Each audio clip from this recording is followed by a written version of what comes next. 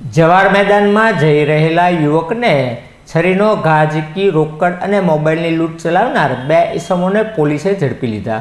રામ મંત્ર મંદિર પાસે રહેતા ચોથીરામ ઉર્ફે છોટુરામ દુખીરામ રામ પગપાળા જવાર મેદાનમાં જઈ રહ્યા હતા। તે વેળાએ મોટરસાઇકલ ઉપર આવેલા બે ઈસમોએ છરીનો ઘા ઝીકી રોકડા રૂપિયા 1800 અને મોબાઈલની લૂંટ ચલાવી બંને ઈસમો નાસી છૂટ્યાની પોલીસ ફરિયાદ નોંધાવવામાં આવી હતી, જેના અનુસંધાને પોલીસે લૂંટ કરનાર સંજયભાઈ રમેશભાઈ પરમાર અને દીપકભાઈ અરવિંદભાઈ મોણપ્રિયાને ઝડપી લઈ ધોરણસરની કાર્યવાહી હાથ ધરી હતી।